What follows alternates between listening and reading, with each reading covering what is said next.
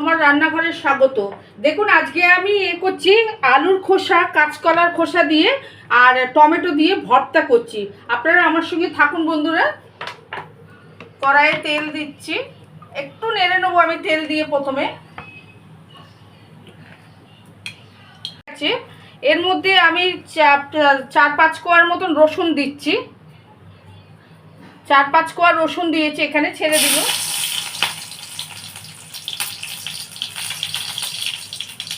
লঙ্কা দিচ্ছি আমি 6টা, ছেড়ে দিচ্ছি।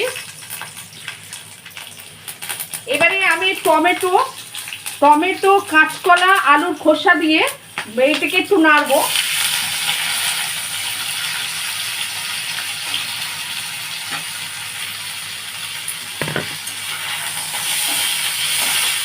যেহেতু কাঁচকলা তো এতে একটু কষ মতো লাগবে, যার জন্য আমি টমেটো আর লঙ্কার কোয়ান্টিটিটা একটু বেশি দিয়েছি, যে খোসা বাটাতে একটু কাঁচকলা একটু কষা মতন থাকে তো বন্ধুরা, ওই জন্যে।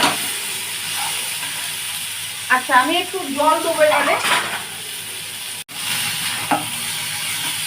আচ্ছা, একটু হলুদ গুঁড়ো দিয়ে দিচ্ছি। নুন অল্প একটু দেবো, যখন পেস্ট করবো তখন আর যদি লাগে দেবো, একটু নুন দিয়েছি।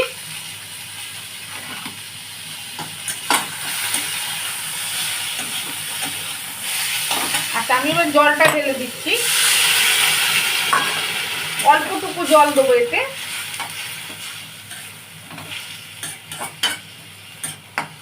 এবার চাপা দিয়ে দেবো।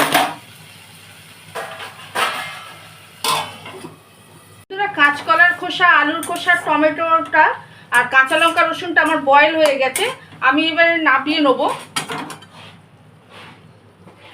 একটু জল রেখেছি, কারণ এতে তো আবার আমি তেল দিয়ে নাড়বো। থাকুন বন্ধুরা আমার সঙ্গে। বন্ধুরা দেখুন, আমি এবারে এই আদা, রসুন, পেঁয়াজ, কাঁচকলা, টমেটো এটা পেস্ট করব। আমি ঢালছি মিক্সিতে।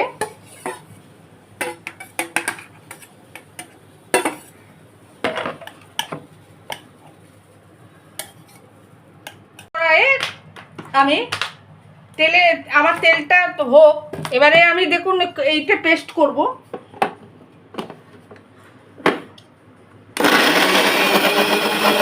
হয়ে গেছে। এবারে আমি একটা লঙ্কা ডেকোরেশনের জন্য ভেজে রাখছি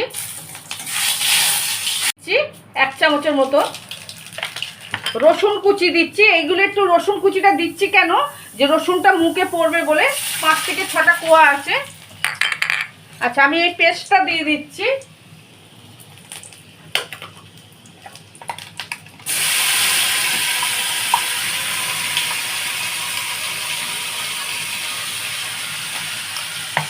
আচ্ছা, আমি এটা নাড়বো।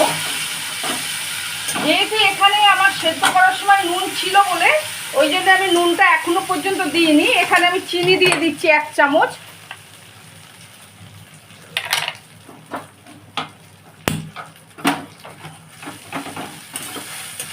আচ্ছা বন্ধুরা, থাকুন আমার সঙ্গে। হয়ে গেছে, আমি নামাচ্ছি এবারে।